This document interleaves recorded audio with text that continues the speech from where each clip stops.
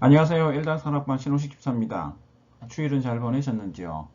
16번째 모임, 2주 뒤에 모임할 제3주 행동은 마음의 거울에 대해서 간단히 예습하도록 하겠습니다.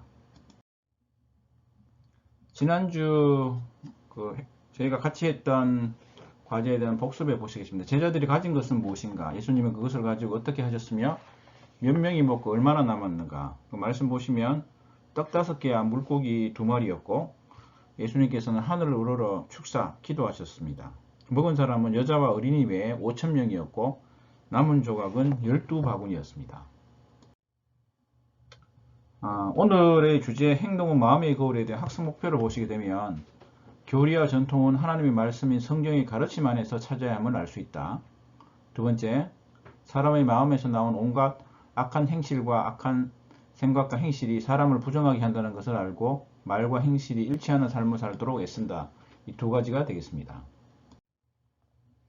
찬양 200장은 나중에 함께 하시겠습니다. 말씀은 마태복음 15장 1절부터 28절이며 다음 모임까지 꼭 읽어와 주시길 부탁드립니다. 첫 번째 말씀 돋보기, 바리새인과 서기관들은 어디에서 파견되었으며 그들은 제자들의 어떤 행동을 문제 삼았는가. 먼저 1절을 보시게 되면 이 사람들은 예루살렘 총회에서 파견되었고 바리새인들이 문제 삼은 제자들의 행동은 2절에 보시면 떡 먹을 때 손을 씻지 않으므로 장로들의 전통을 범했다는 것이 되겠습니다. 그러면 율법에서는 부정한 사람이 손을 씻지 않은 채 누구를 만지면 그 사람도 부정하게 된다는 기록들은 레위기서에 있습니다. 하지만 그리고 사람이 음식을 먹기 전에 손을 씻어야 한다는 내용은 율법에 없습니다. 바리새인들은 자신들이 개발한 구전 법전에 하나님의 율법에 버금가는 권위를 부과하는 큰 실수를 범하고 있습니다. 두 번째로 예수님이 지적하신 바리새인의 죄는 무엇이며 그들이 폐한 하나님의 율법은 무엇인가. 일단 5절을 보시게 되면 자기 자신을 하나님께 드리며 부모님을 돌보지 않아도 된다며 부모님을 공경하지 않는 죄가 굉장히 큽니다. 두 번째로 바리새인들이 폐한 하나님의 율법을 보시게 되면 부모를 공경하라는 율법, 5번째 계명을 범하고 있습니다. 세 번째로 사람을 더럽게 하는 것에 대한 예수님과 바리새인의 의견에는 어떤 차이가 있는가? 이 비유가 강조하는 점은 무엇인가? 11절을 보시게 되면 바리새인들은 입으로 들어가는 것이 사람을 더럽게 한다고 가르치고 예수님은 입에서 나오는 것이 사람을 더럽게 한다고 가르치고 있습니다.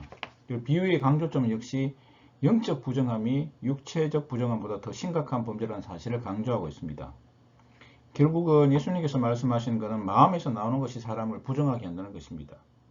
예수님의 구약의 말씀 이외의 것들은 준수하거나 인정하기를 거부하시고 이외에는 하나님의 말씀이 아니라 사람들이 만드는 계명이기 때문에 그 부분에 대해서 예수님께서는 계속 지적하고 계십니다.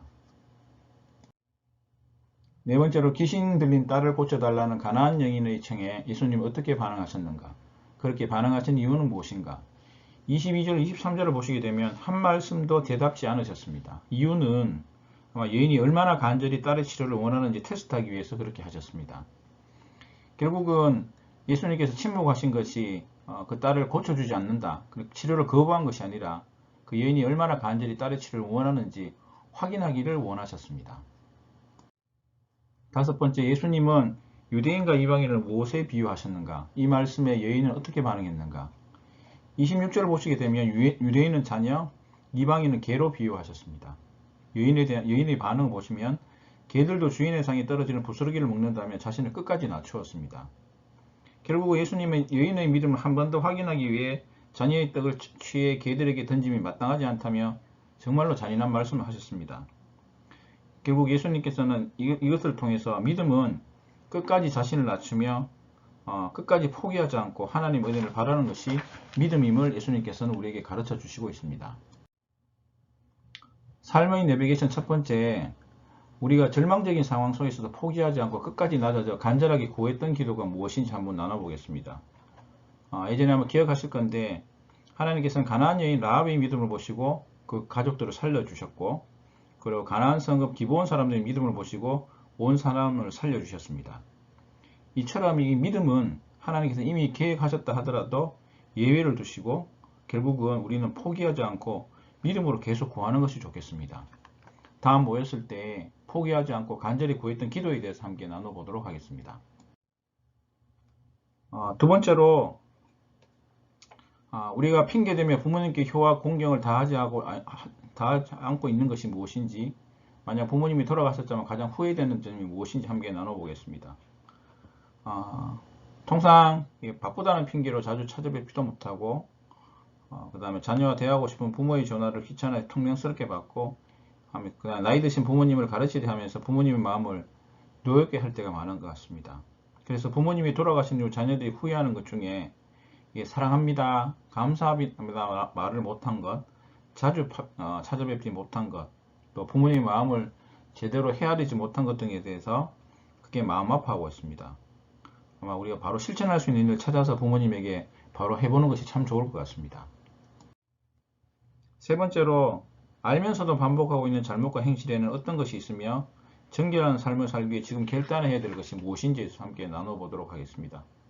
사람들에 대한 험담이라든지 정확지 않은 사실을 사실처럼 말하거나 사람들을 비교하거나 이런 부분인 것 같습니다. 이런 부분에 대해서 함께 나눠보는 시간을 가지겠습니다. 생활의 아로마의 실천, 한 주 동안 비방하지 않고 칭찬과 격려의 말을 하는 것, 부모님에게 자주 연락하지 못했거나 이런 부분에 대해서 공경의 말씀, 그 다음에 사랑의 말을 할 수 있는 그런 기간들이 되었으면 좋겠습니다. 사랑방 모임 전에 말씀 돋보기 문제를 꼭 한번 풀어와 주시기를 부탁드리고, 본문 성경 말씀을 꼭 읽어와 주십시오. 그리고 사랑방 모임 시에 하나님께서 은혜 주시도록 함께 기도해 주시고, 정해진 사랑방 모임에 모두 참석할 수 있도록, 그리고 교회와 담임 목사님을 위해서 함께 기도해 주시기를 부탁드립니다. 한 주간, 두 주간도 잘 지내시고 예수님과 동행하는 하루 되시길 기도합니다. 감사합니다.